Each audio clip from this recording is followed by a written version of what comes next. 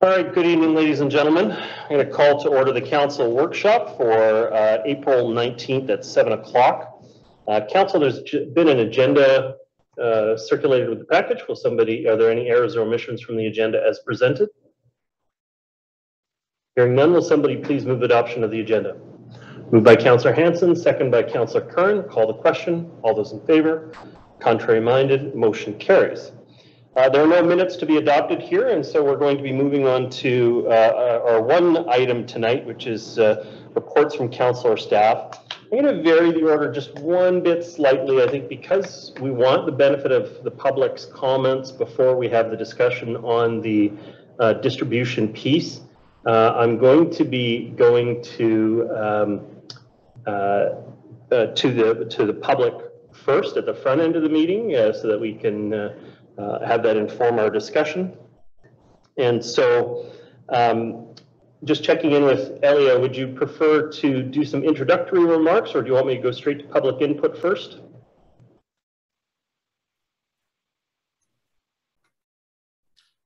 Mr. Wardell is going to introduce the workshop. Through your worship, please go to public input first and we'll follow up afterwards. Okay, great. So just generally to frame the evening before we go into public input, I did just want to point out that the council has already passed the budget that we're talking about. The council has already passed that we're going to have a 3% growth in the portion that we need to claim back from taxation. Tonight's discussion is entirely about distribution. It's about apportioning it between the different classes to make sure that we're equitably collecting back the tax in order to be able to support the services from the District of North Vancouver.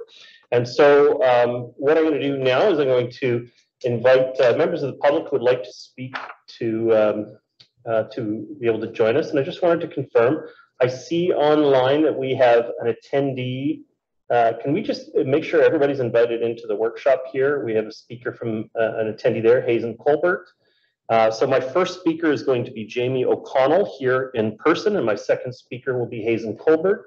Any other members of the public wishing to speak can make themselves known either by raising their virtual hand or flagging me down here in the council chamber, and we'll get them into the order.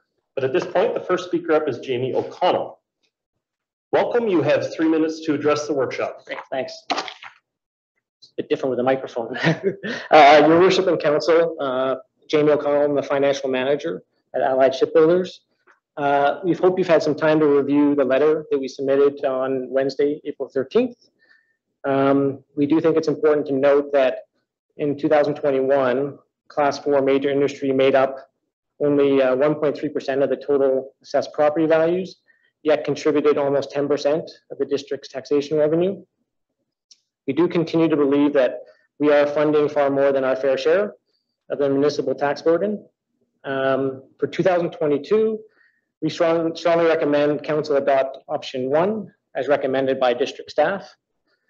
Although we share your desire for the province to provide further solutions to the disparities created by the Port Property Tax Act, we also believe that the district needs to work with BC Assessment and Allied Shipbuilders to resolve our long outstanding assessment appeals. We welcome the mayor and council members to come for a site tour of the shipyard at any time so that you can get a better understanding of our property. Finally, we would like to thank the district's finance staff for providing a report in advance this year.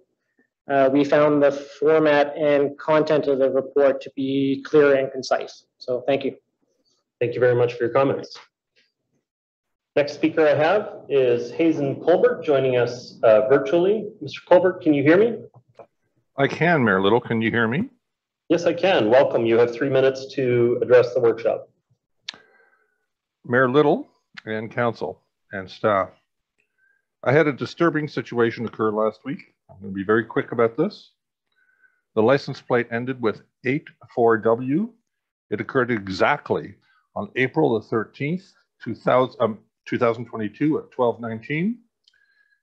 That license plate, I believe, belongs to a member or a family member of this council. And I would ask that any surveillance of me in any form, please stop. Thank you, Mayor Little. And I close. Okay, thank you very much. Would any other members of the public like to address the tax distribution workshop? And I want to be clear, our normal practice with workshops is to have the public comment at the tail end, but because we wanted to inform the debate amongst council tonight specifically, I am asking for it at the front end. Would any other member of the public like to speak? So I have Peter Teven here joining us virtually, is going to make a comment. Joining us virtually? In person. Welcome to the new reality. Welcome, Mr. Teven. You have 3 minutes to address the workshop. Thank you. I'm virtual Pete. For the record, Peter Teven, 1900 Block, Indian River Crescent. Yeah, I've read through a portion of the materials. I've attended workshops like this before. And, you know, I imagine that council will sit here tonight and listen to staff's presentations and wish that something can be done to help out our struggling businesses. And I wish that as well.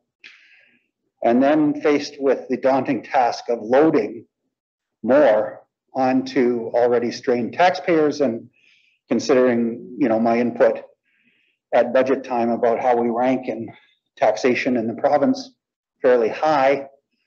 You know, I think especially in an election year, it'll be a daunting thing to say, gee, we should load something on residents and in order to give business relief. I think really what that speaks to is that we need to always be mindful to keep our budgets under control. And what I wish is that we took the savings out of the lower staff, the savings out of the lower activity during COVID, and translate that into an actual reduction in tax and pass that along to business in order to help relieve their burden. That's what I wish. I know it's not going to happen, but I think a situation like this is a constant reminder that it's incumbent upon all levels of government to really charge the minimum tax that is necessary to run the operations. And so it's really just principle based, and that's what I wish is that we'd always be doing that. Thank you. Thank you very much. Okay, so I see no other hands or speakers on the matter. So council, I'm going to move on to Mr. Wardell's presentation, followed by council workshop discussion. Mr. Wardell.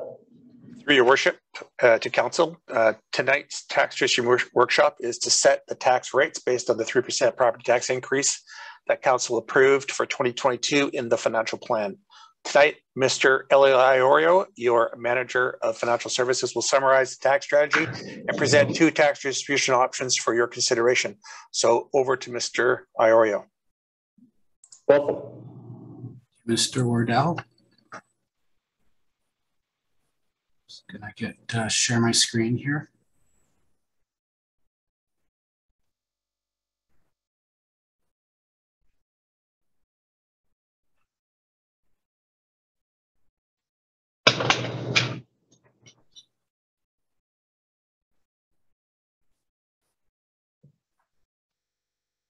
Good evening, Council, and welcome to the 2022 Property Tax Distribution Workshop. The objective this evening is to obtain Council's direction to refer to the next regular Council meeting recommended tax rates for the 2022 tax rates bylaw. Online tonight, along with myself, Zandy Wardell, General Manager of Finance and CFO, and Daniel So, Section Manager, Revenue Taxation. There are 4 parts to this workshop. We will review the current tax strategy, look at considerations and impacts with regards to legislative direction, review and discuss 2 tax distribution options, and confirm recommended tax rates.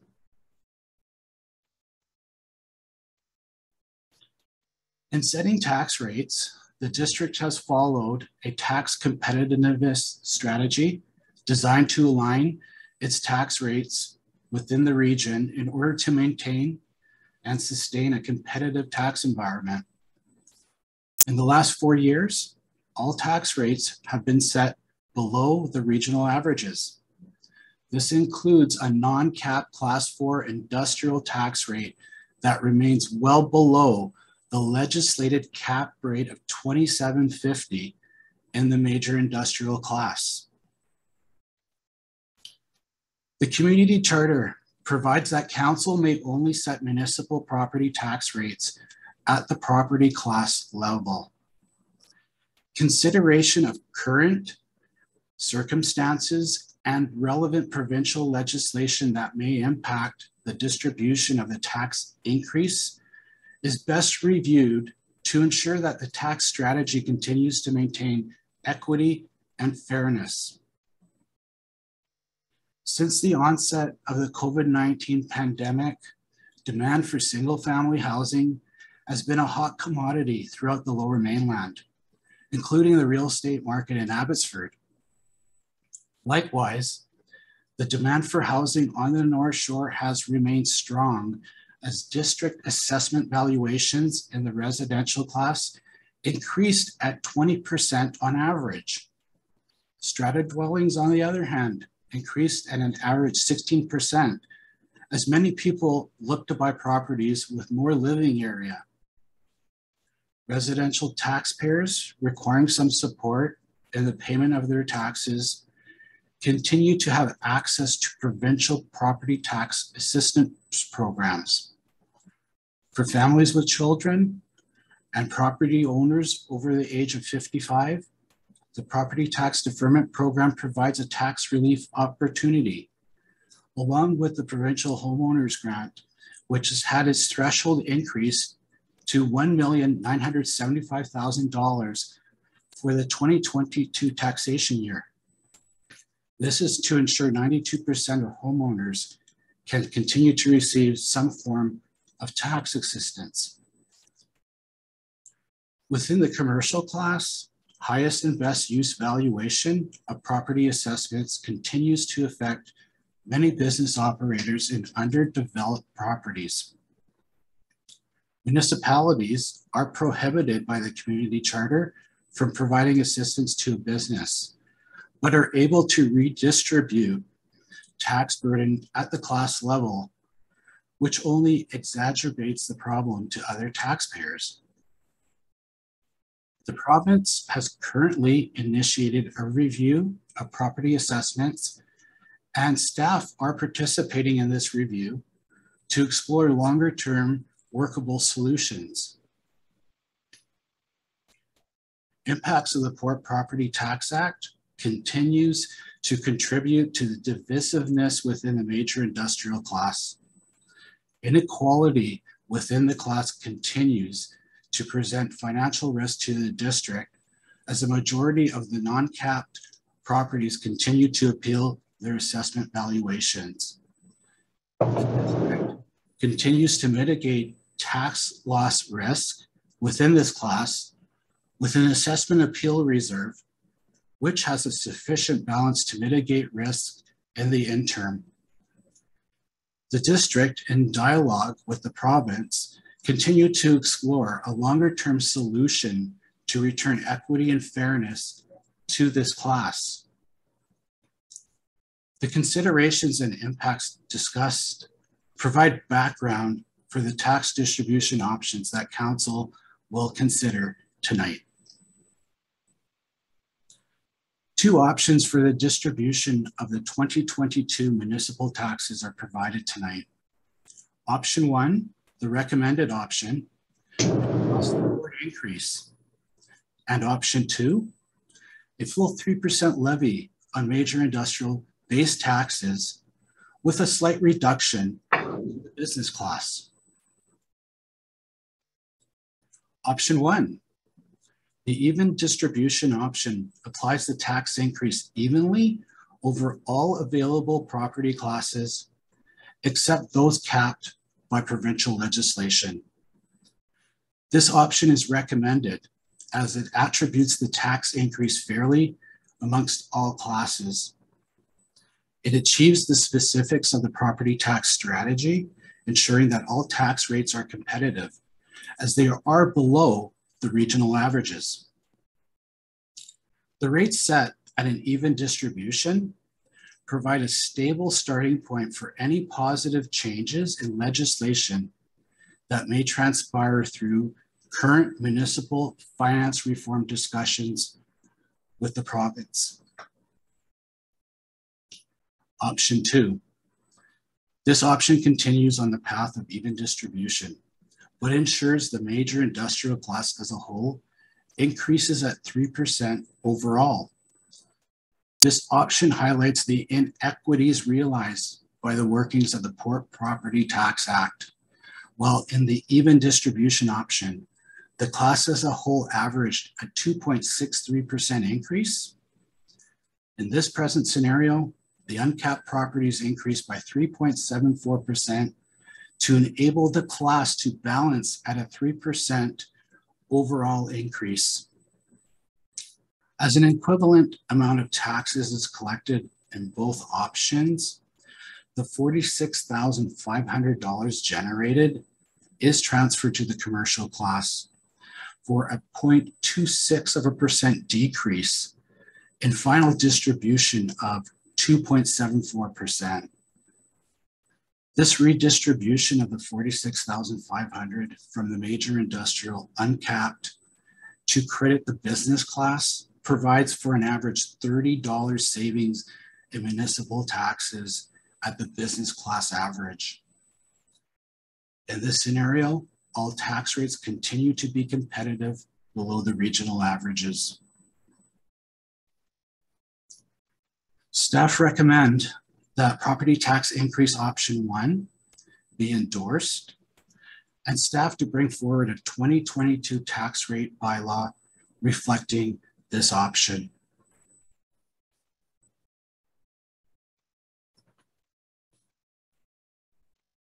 Okay.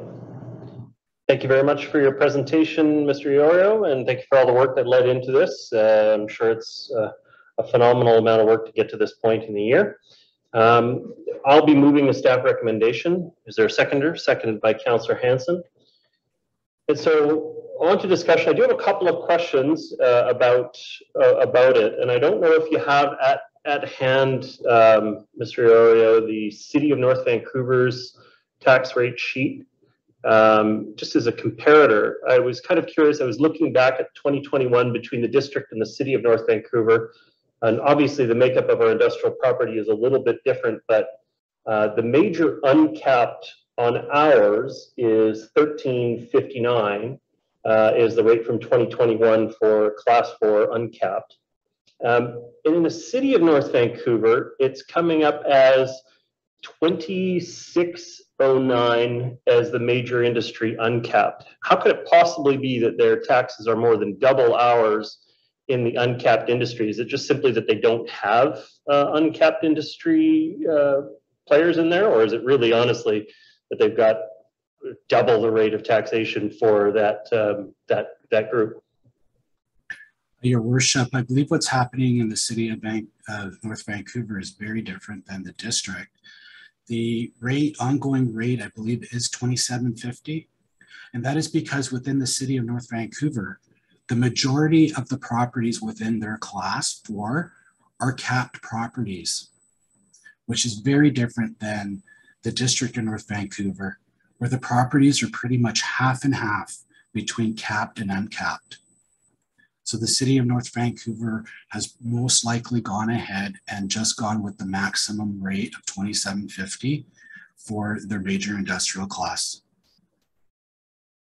Okay, but we can't tell from this sheet what that returns. So it may be on just a handful of businesses rather than on the significant valuation as we have on the North Shore, or sorry, in the district.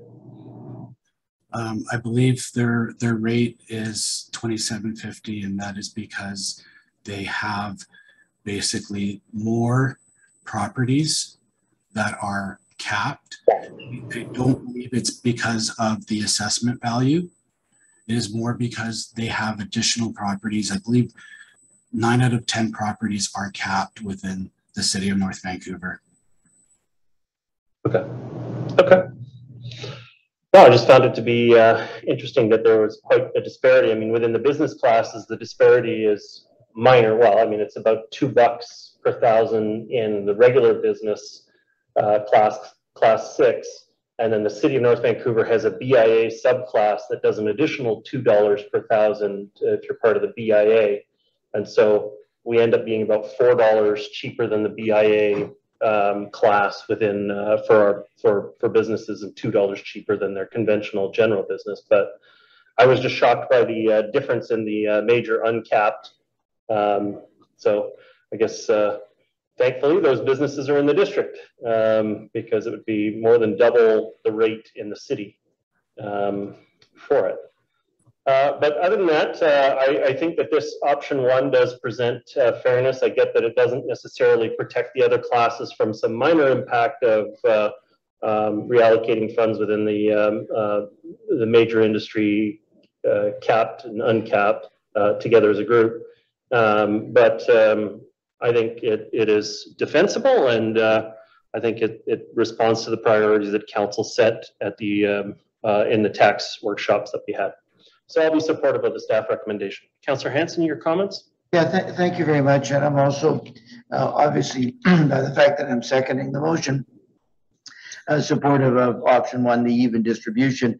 I don't think on this occasion it's necessary or appropriate for us to impose an additional burden on the non-capped heavy industry properties.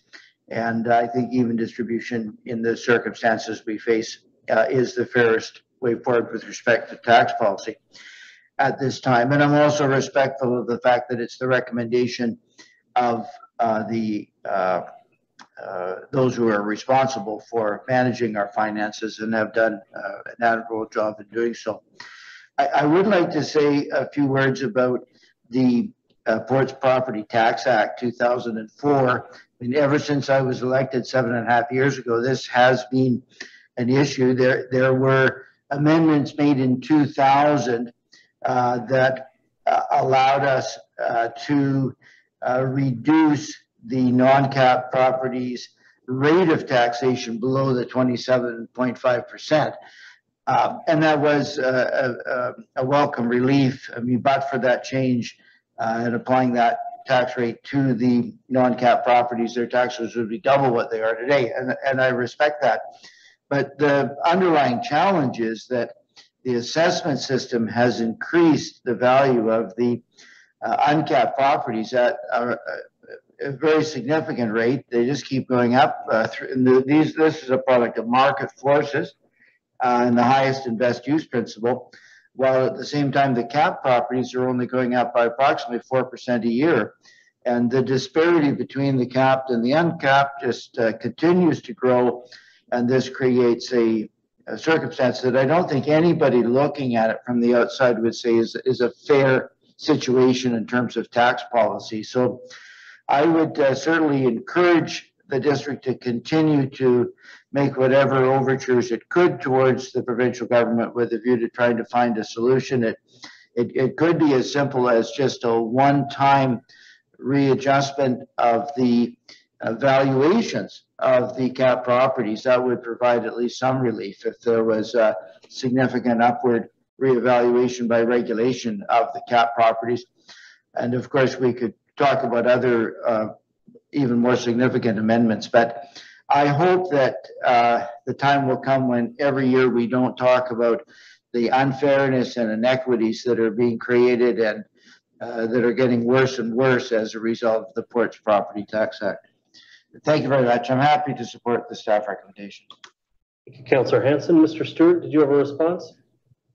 Yeah, Your Worship, perhaps Andy could just comment. I mean, Councillor Hanson has made a very eloquent argument about the discrepancies that are occurring as a result of the Property Tax Act. But perhaps Mr. Wardell could comment on the differences on the value per acre between the uncapped and the capped. And it's, if I could equate it, What if you had a private property, a residential property, where your neighbor got a break, and the break was like 4 times what you have to pay? But Mr. Wardell, maybe you could comment on the discrepancies of this, because this is really significant and it's really troubling. My pleasure. Through your worship. At this point in time, the non-capped port properties average between $4 and $5 million an acre. The capped properties average $350,000 an acre. Okay. And to Councillor Hanson's point, one of the conversations I think moving forward with the province is how do we increase the values of these capped properties and adjust tax rates accordingly? So in essence, the capped properties are dispersed between and within the non-capped properties, which is Mr. Stewart's point around your neighbors being taxed in a different way than you are. And it on the surface looks inequitable. This is part of the Port Competitiveness Initiative led by the province. And it's through their tax policy branch that we'll be having conversations moving forward to try and come to some resolution on this. Yeah, I would call it highway robbery. Anyway, that's yeah, and I think that's the impression it gives when you look at the rate sheet, is that the major capped are paying double the rate. The reality is they're paying it on 1/10 of the property value, and which is a completely phony valuation for those properties, and very frustrating. I know you couldn't adjust for it and fix it all in one step unless you did sort of a grant process that receded or sunset over time, but it's really becoming a bigger problem as we go forward. Next speaker I have is Councillor Curran. Thank you, staff, for the presentation. Just a couple questions. Last year, can you just refresh our memory about what the split was last year? Mr. Iorio, can you recall, I think was it option 2 or option 5 that we went with last year? I'm trying to recall which one it was and what the makeup was on that one. Last year's option. I have another question so I can come back to that if it's, should I do that? Through your worship, I know Elliott's probably searching for it, but I have it at my fingertips here. The council approved option last year was 3% across the board. Thank you. That was easy. The second question is, how many properties, deferred property taxes, residential properties, used the tax deferral option last year, and was that higher than previous years? Last year there was 3,600 applications, and it's increasing roughly at anywhere from 2 to 5% per year. Okay, so that's 10% of our addresses. And the so there wasn't a noticeable increase between, say, like 2020 and 2021. I'm curious how COVID may or may not have impacted who's using that property deferral grant or property deferral mechanism. The increase during COVID was not substantial. The percentage increase was between 2 and maybe 6% in between 2019 and 2020 on the onset of COVID, and it remained pretty consistent since then. Okay. And then Councillor Hanson brought up the Port Property Tax Act, which we bring up every year and probably will for the rest of our lives. Hopefully not, but I'm not feeling very encouraged. It doesn't seem to be a priority to change that. The other non-priority seems to be the small business, implementing a split tax class and the highest and best use around small business. I know there was an option that was presented. I'm wondering if staff that we did not end up thinking that would benefit the small businesses in our community. Can staff provide any update? Is what's happening in that space in terms of small business relief? What is currently happening at the moment is that the Small Business Tax Working Group, the regional group, is in discussions with the provincial government to basically go through some workable solutions and figure out which of those solutions would be the best solution for the business class in targeting the assessment value and the highest and best use and that assessment value to really provide some relief to the tenants that are operating on those properties. It's an ongoing process, and we hope to have some type of solution by sometime this year. Thank you. Mr. Stewart, you have a response as well? Yeah, I just want to be blunt. I don't think that's going to happen. This is a very complex issue. The use of best use as it applies to whatever category that you're in has always been a political, provincial priority to encourage redevelopment, and to retract from that will be difficult for them to do. I just being really honest with you, and it's a real challenge, particularly for our PPP business tenants. This has been an issue for close to a decade now, and you know, we continue to have discussions with the province, but I'm not. I got to be honest. I'm not hopeful that we're going to see that change this year. I'll just be really honest. Well, I think that's a more realistic answer. I agree. I don't think that the province is going to, unfortunately, make any big moves in that space. It would be helpful for us to understand. Thanks for I was going to ask the question about the impact. If we were to shift things around and $30 per small business annually, it's not a significant amount to do that. I guess it would be helpful for us to know. I know there's been talk about having a small business liaison. I don't know if staff could update on that, but just trying to understand the impact of both these property assessments that are, as triple net leaseholders know, the burden for those taxes falls on the renter. And that makes it nearly impossible for small businesses to make it. And then, yeah, how that's impacting them. And then of course with COVID as well. So it's a lot. And I don't know if staff has any update about work that we're doing. I think Councillor Back maybe brought forward that motion, or maybe it wasn't a motion, but about having, I'm just wondering what we're hearing, particularly at a staff level from our small business community. Mr. Stewart?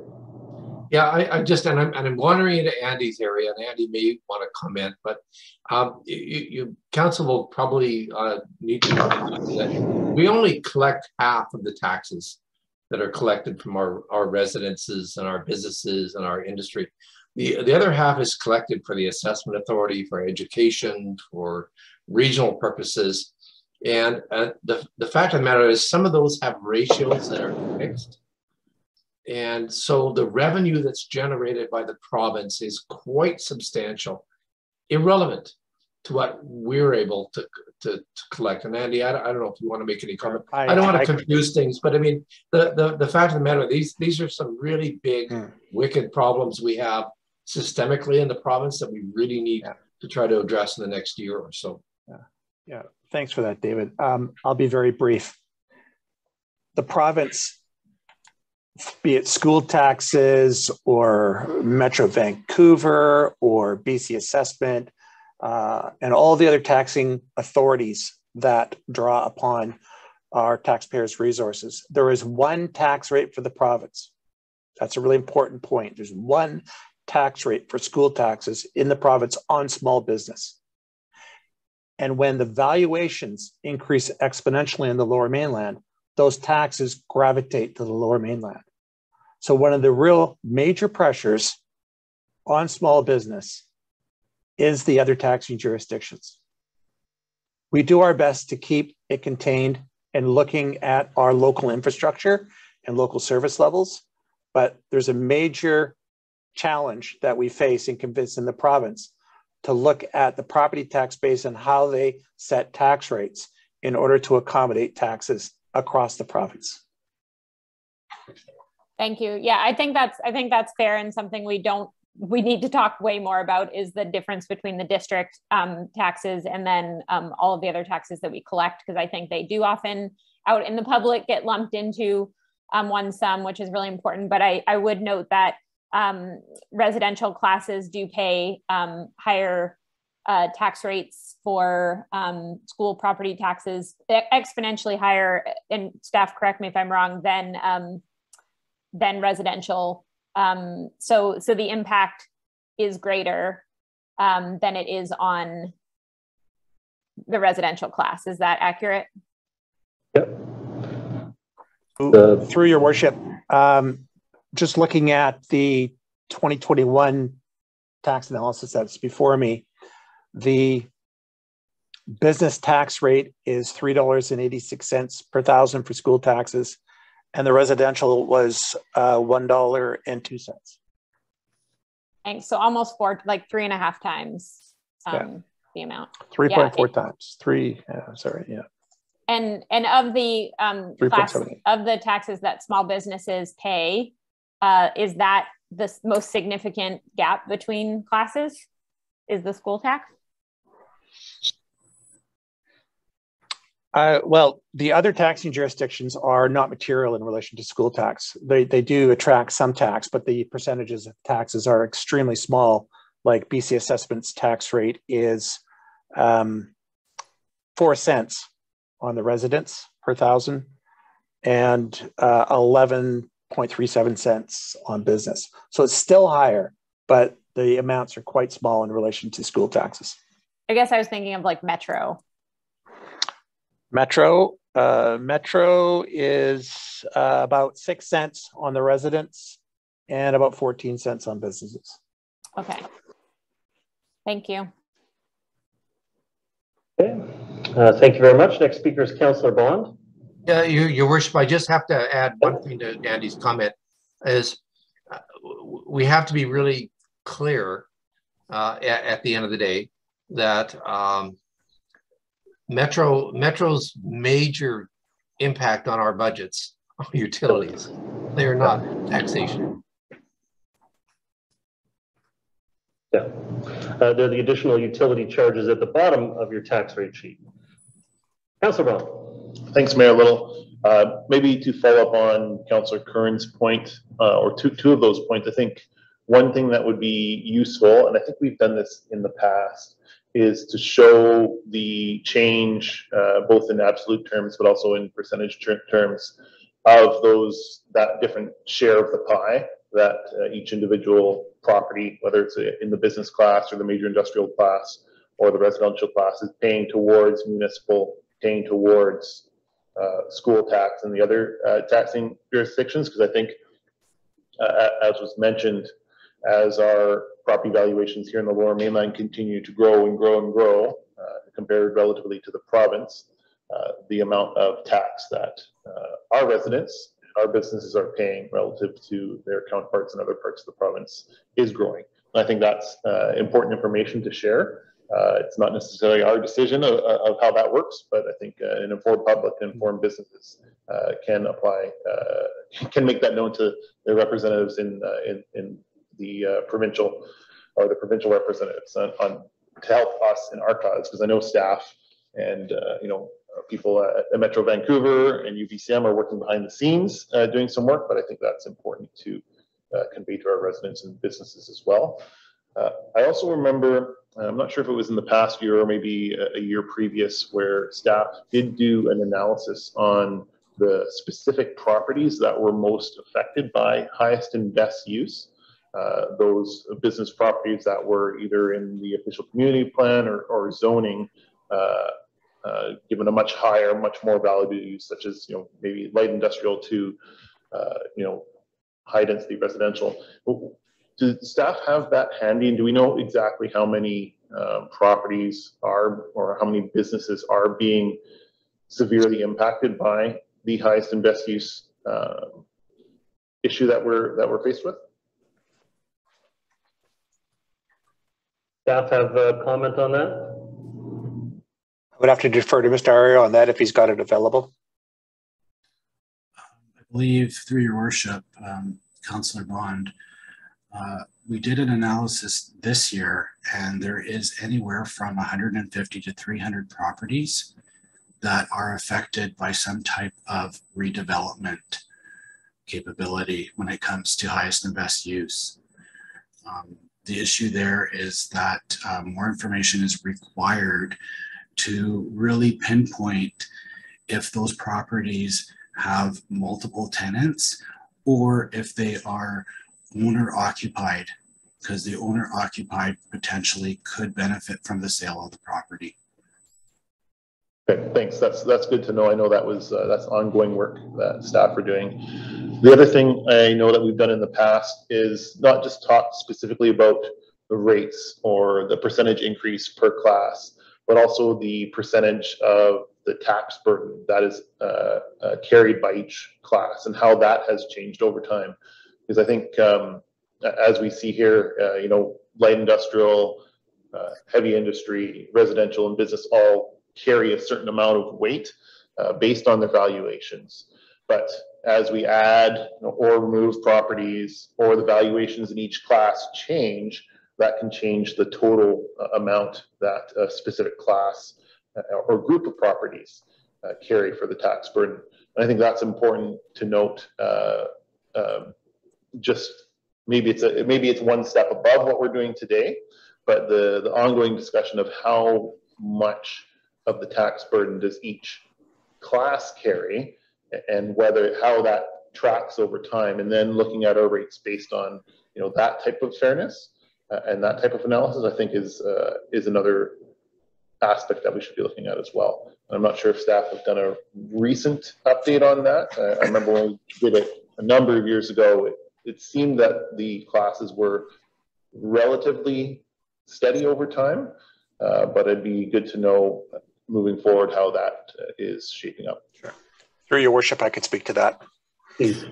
So as of 2021, let me start by saying this. We have consistently put 3% on the tax levy, except for, I think, 2019, where we did 2% due to 2020, where that was the first impact of COVID. I think it was 2019, actually. But having said that, the residential class is averaging close to, and has been for a while, 71%.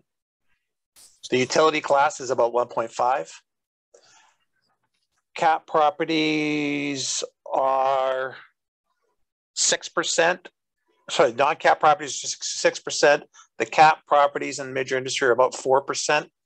The investments that the cap properties have made are about 1/3 of a percentage point.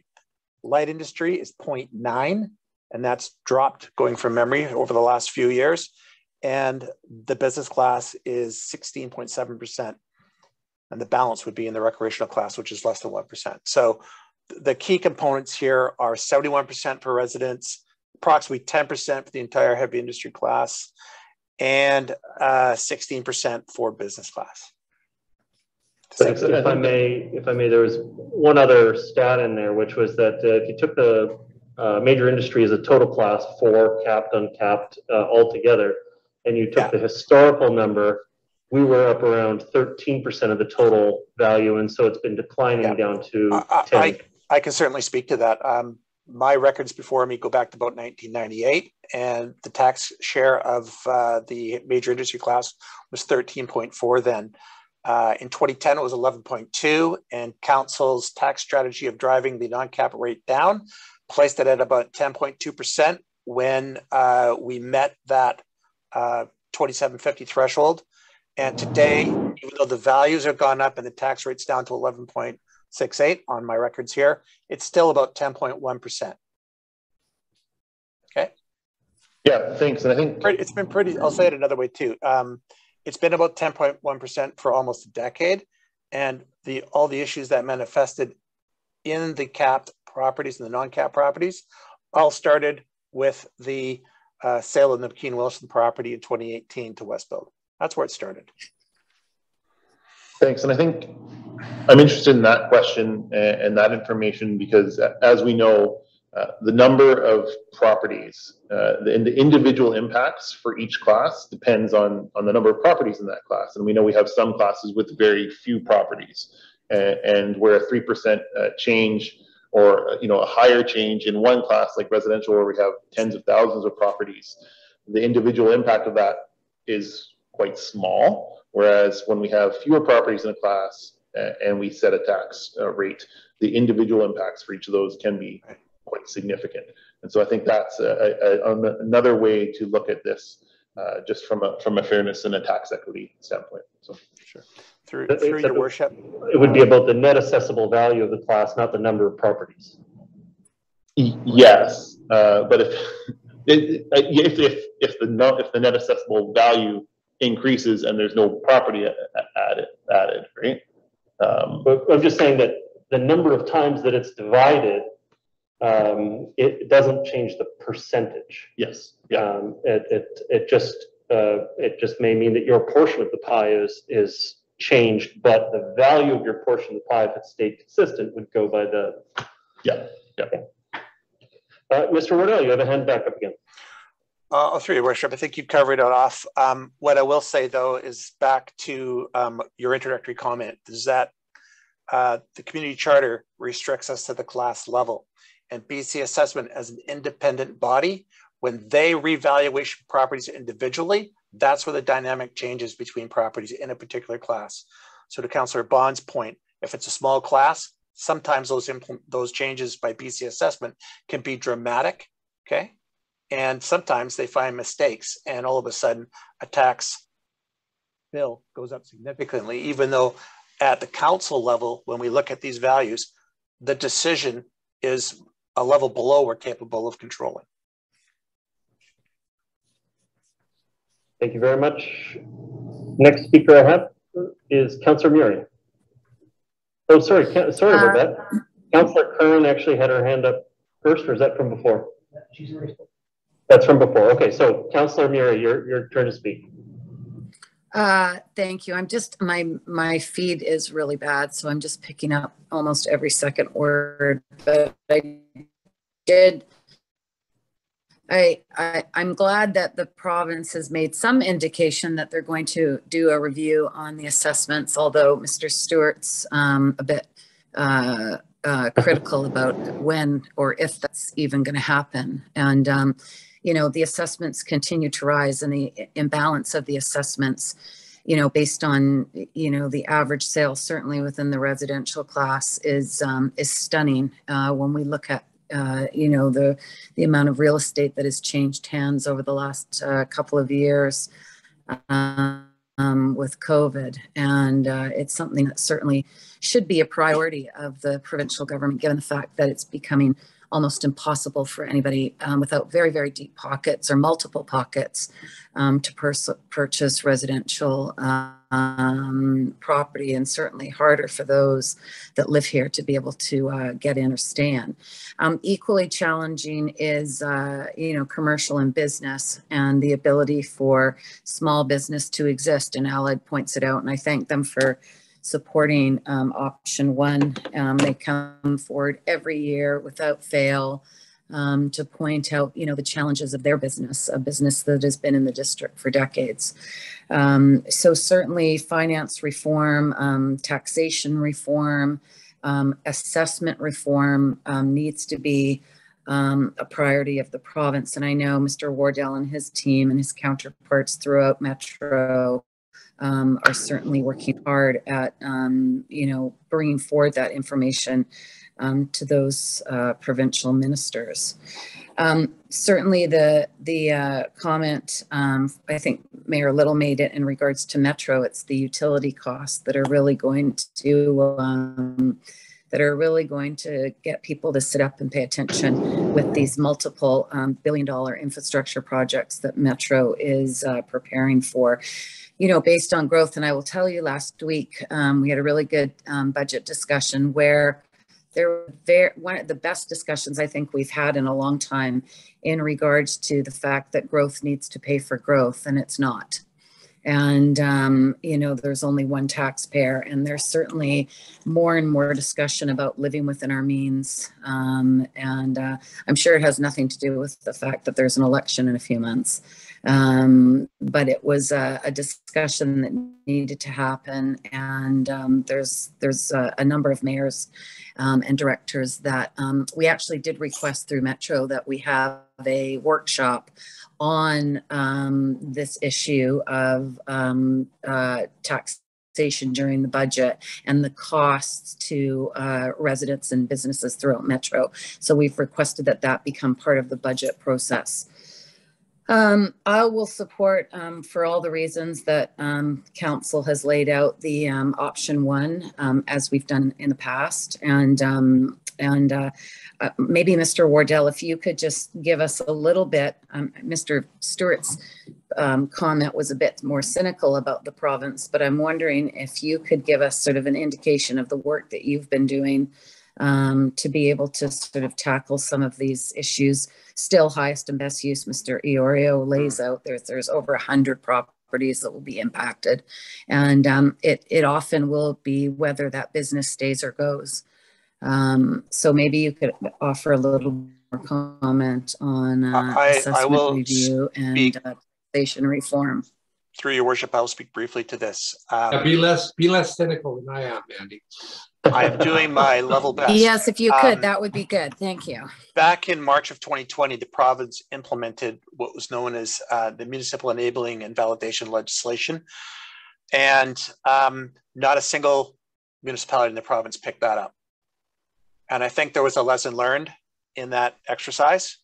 And the fact that the province is reaching out and talking to the Lower Mainland Working Group is a good thing. So I'm going to leave it at that. But I am hopeful that a series of meetings with the province will bear some fruit. Great. Thank you very much. Councillor Curran, your comments? Thank you. No, I thought that, did I unmute myself? Yeah, thanks. I appreciate the distinction between utility and taxes. That's an important point to make when we're communicating as well.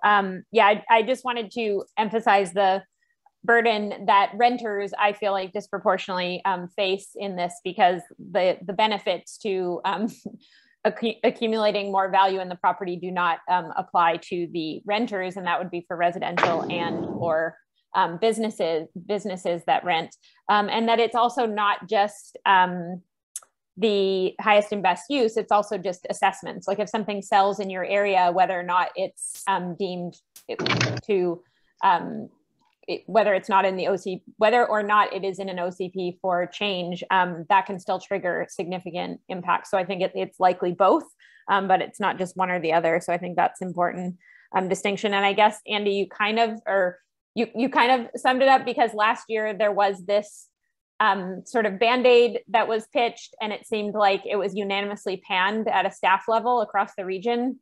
So that's what you were referring to for small business. Was it a split tax rate? Like, I can't remember exactly what it was, but it sounds like whatever the option that the province offered was universally panned.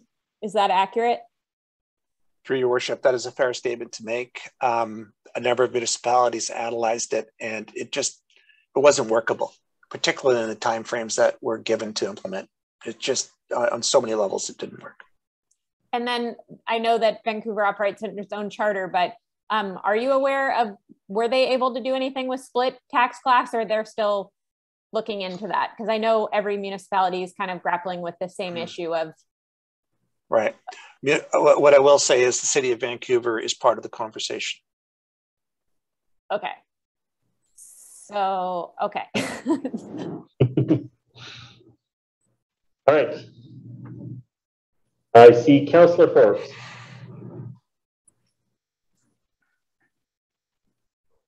Thank you, Your Worship.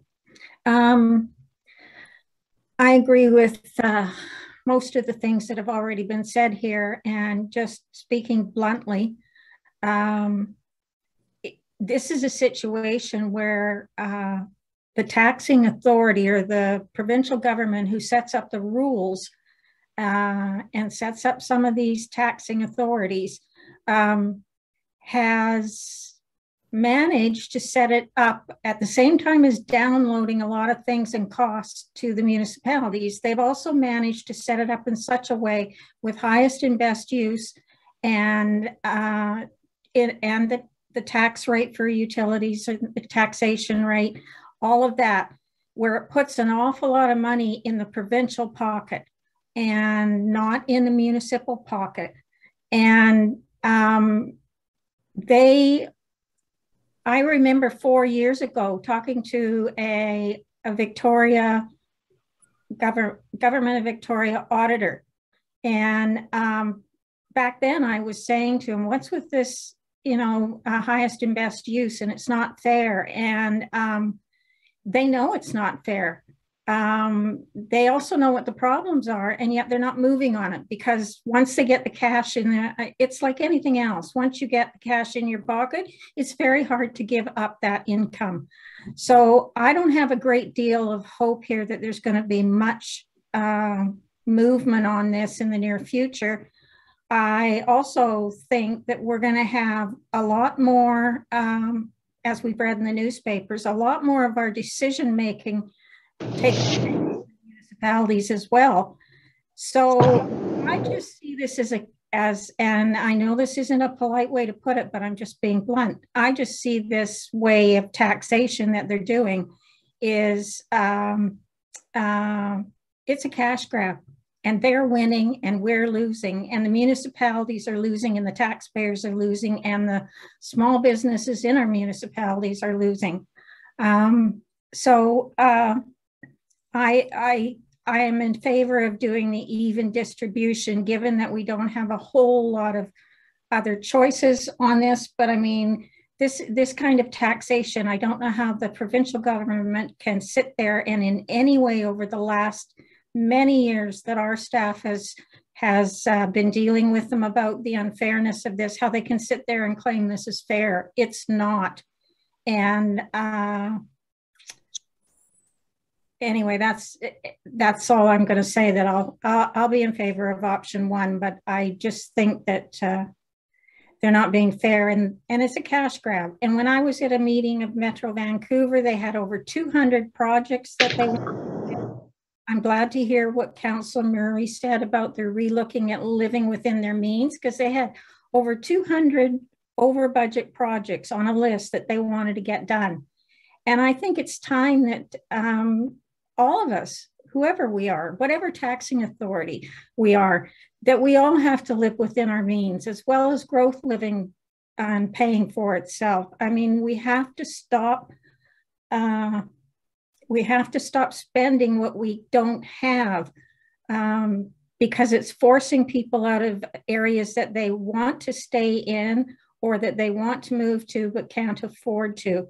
So this is like the government has like 5 roads in to get your taxation dollar, and the municipality has one avenue. And I just like to say, just really important, it's in the tax notice, explains, we're doing better at explaining to the public about the money doesn't all go to the district, but it would be really nice if we kept up as well, and we also explain to them the percentages of and who's actually responsible for certain taxing authority here.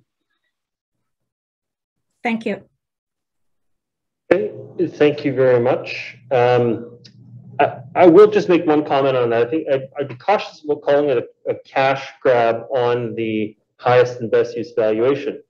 The way the policy is set up, it makes it so that a building that is built to its highest and best value, they're getting a discount on the taxation, and a building that is underbuilt to the valuation is really getting surcharged effectively. And so it's a winner and loser situation. The government doesn't get more money because of it.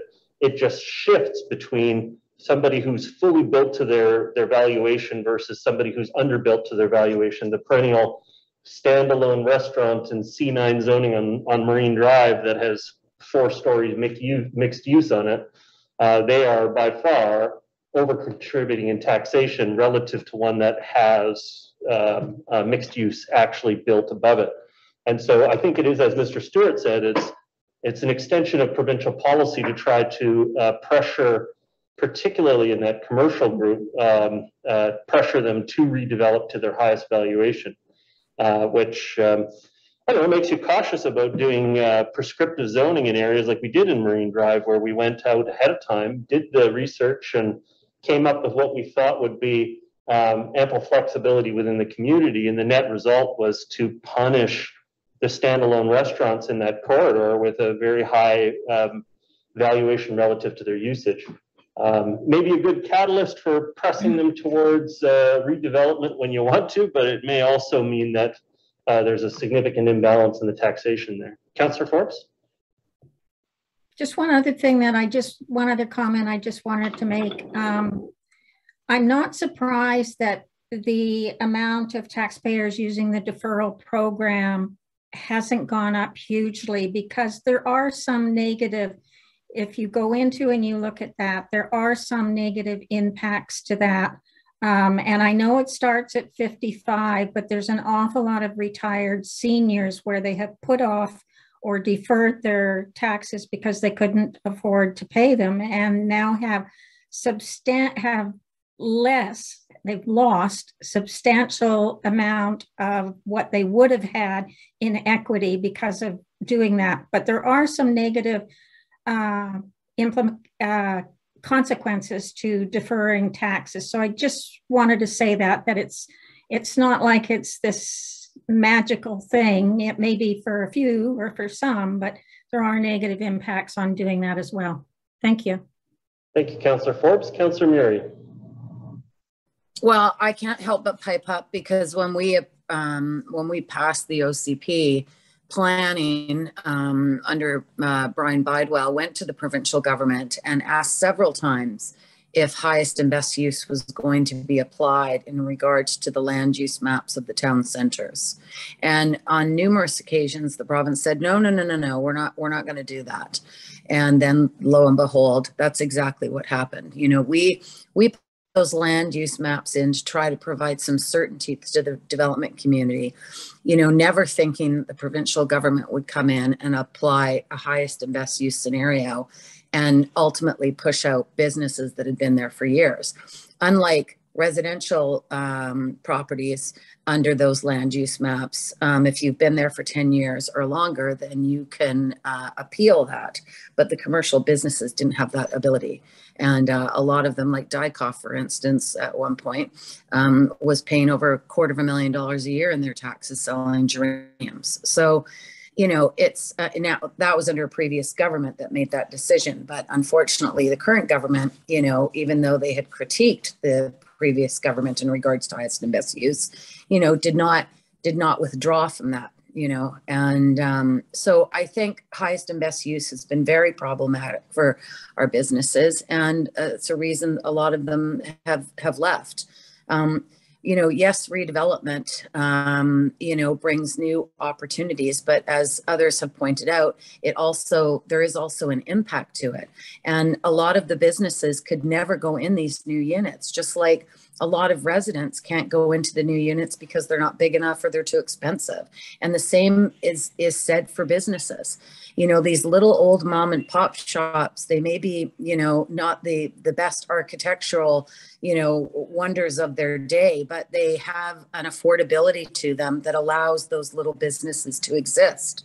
And, you know, many of those businesses are what, you know, is the thread of a community and provides a service to a community that big box or chains could never you know, give. So, and I think a lot of those businesses too, certainly the waterfront, you know, like Allied, has created jobs that, you know, can allow people to live in this community. And, you know, I think it's something that we have to continue to put pressure on the province to look at this.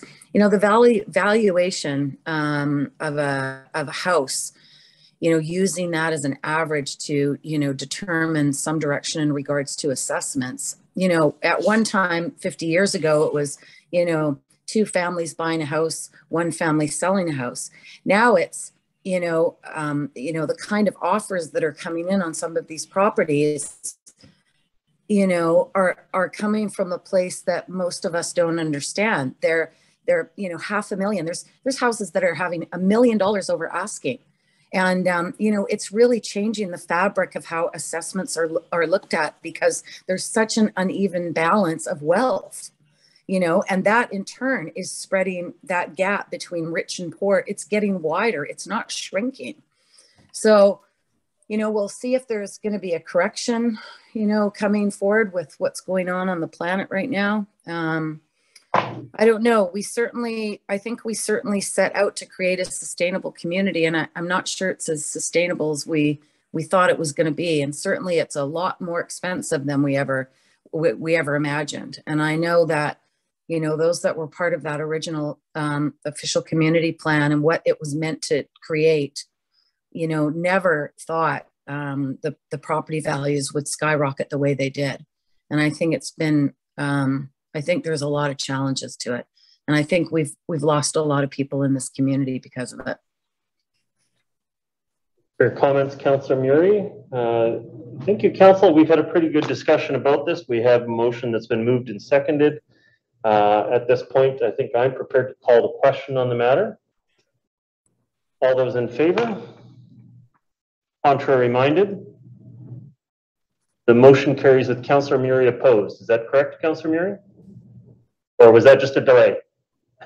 No, you guys, you just voted, and it was like you were in high speed. You all lifted your hand up, and then I don't know what it is. It's the feed. Something's wrong. So yes, no, I'm in favor. I'm not opposed. Thank you my so much. computer's going crazy. It's a bit slow. Okay, thank you very much. And that was what staff are looking for tonight. This matter will now be returned to the April 19th to the April 25th regular meeting of council for final adoption of the bylaw. Sorry, my apologies. First, second, and third reading, and then final adoption sometime before the May 15th requirement to pass the final adoption. Yeah, so it'll have to happen pretty quick after that. Thank you very much, members of the public, for participating. Thank you to council and staff for preparing the meeting and participating. Everybody have a fantastic evening. Good night. Good night, everyone. Yeah.